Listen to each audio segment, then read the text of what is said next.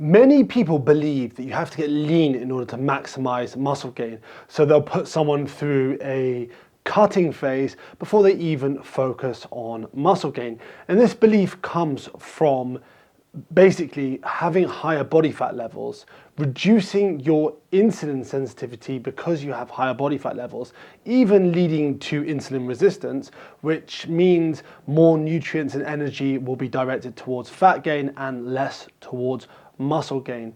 And this affects something, well, negatively affects even something known as a P ratio. That's the energy partitioning perimeter. I don't want to get too sciencey here, but this is just something you'll come up against when someone's telling you you have to get lean before you build muscle, or you should get lean before you build muscle just to build muscle more effectively.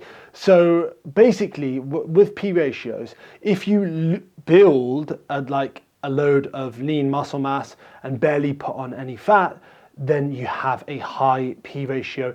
If you add like loads of weight and most of it's fat mass and a small amount, if any, is lean muscle mass, then you have a low P ratio. When you're cutting, if you lose mainly muscle mass and hardly any body fat, then you've got a high P ratio. If you lose pretty much all fat mass and barely any muscle mass, then you have a low P ratio. So you want a high P ratio, well, according to this model, you want a high P ratio when you're building muscle, and you want a low P ratio when you're losing body fat. So this is where it came from. It came from the fact that they thought early research anyway, not they, thought that when building muscle, or when being lean, you have a higher P ratio, so your body's going to favor building muscle. This came from actually two specific studies, two early studies. The first was by Gilbert Forbes, and the second was by Kevin Hall. And basically what they didn't do is they didn't look at resistance trained population. So this limits the application of the whole P ratio model, and whether that is a good determinant if you should get lean, then build muscle, rather than just focusing on building muscle right away. If you've got this far and you're still watching, I really appreciate it. And if you give it a massive thumbs up, and also click that subscribe button if it's your first time here, and share with a friend, that really helps the channel grow. I'm not going to go into detail on P ratios. If you want to read more, I've dropped a very comprehensive review by Eric Trexler from Stronger by Science, which you can read in more detail, which is what I based a lot of this video on. A lot of my research for this video was based on that review. So if you want to read that, that's below. It's a very long article, only if you really want to geek out. But if you want to find out whether you have to get lean to build muscle, then the answer is no, you don't have to get lean to build muscle. A 2018 study actually by Beals et al. Found that obese individuals had lower levels of protein synthesis. And before you think that, oh wait, so they're going to build less muscle, this was in a response to a protein feeding that was at rest. They also had higher levels of inflammation, which some people may go into detail and argue that that's going to blunt the muscle building effect. But some other papers actually found that obese individuals had lower levels of protein breakdown. And protein breakdown and protein synthesis, so you want protein synthesis to exceed protein breakdown, that's known as the net protein balance. And obese individuals in this same study had more or less the same net protein balance as non-obese individuals, meaning that their muscle building was not inhibited by them being obese.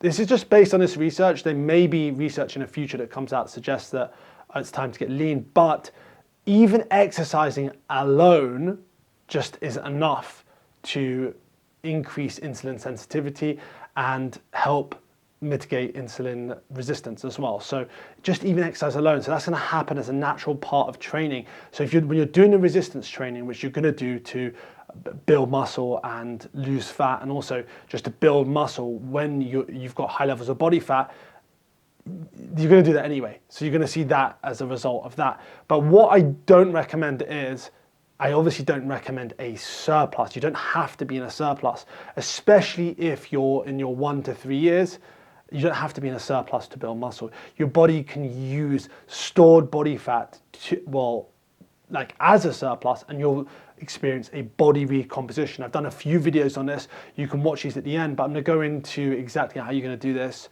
in this video in as short as possible, because I know some of you may be returning subscribers and you must have heard this a few times from me and a few times from other people as well. But so with the body recomposition, you're not necessarily going to lose a ton of weight. You'll lose body fat, but you won't lose a ton of weight on the scale. You're going to lose weight on the scale over time, of course, because your rate of fat loss is going to exceed your rate of building muscle. But if you're in your first 1 to 3 years, your body's super sensitive to resistance training. You're going to build a lot of muscle, no matter how, say this with a grain of salt, no matter how much body fat you have. You just got to make sure you're not eating in a surplus. So don't listen to that advice.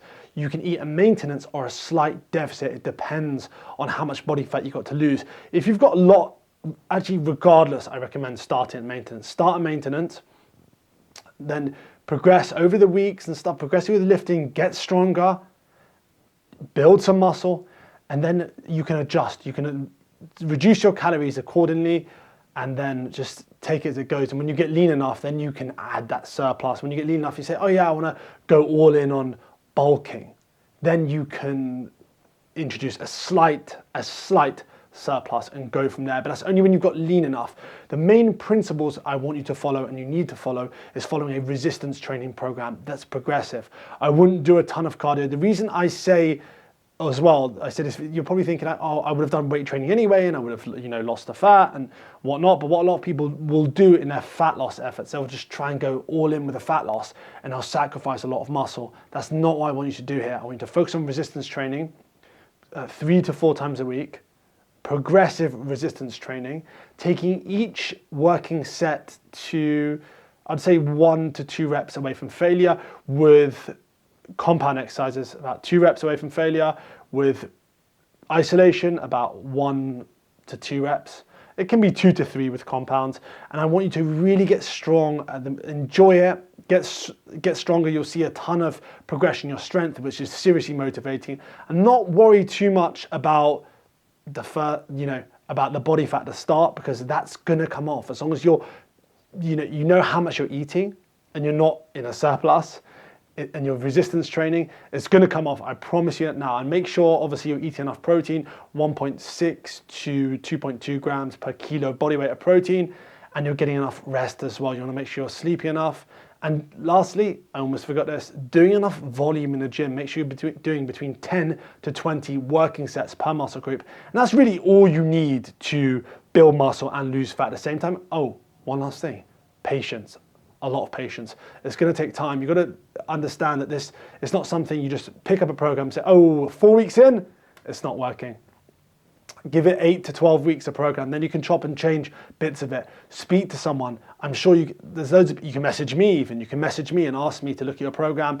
I will, make some adjustments for free, happily, just some recommendations for free. So if you want to send me that, I'm more than happy to do that. But you can ask people, get opinions of people, get opinions of professional people. What should I change moving forward? But stick with it for long enough to see results. That's what you've got to do. Stick with it, not keep changing programs. Remember, most things work, but most things don't always work. Words of wisdom. Anyway, that's just about it for this video. If you have any questions at all, comment below. If you've got any deeper questions, you can DM me on Instagram at AdamScottFit, or send me an email, adam@adamscottfit.com. Either way, and click that like button. If it's your first time here and you haven't clicked that subscribe button, click that subscribe button, turn on bell notifications. That really helps this channel grow. And also share with a friend if you think a friend might be interested. But remember, you can build muscle while losing fat. And also, you don't have to get lean before you build muscle. You can build muscle right away. So until the next video, keep pushing the limits.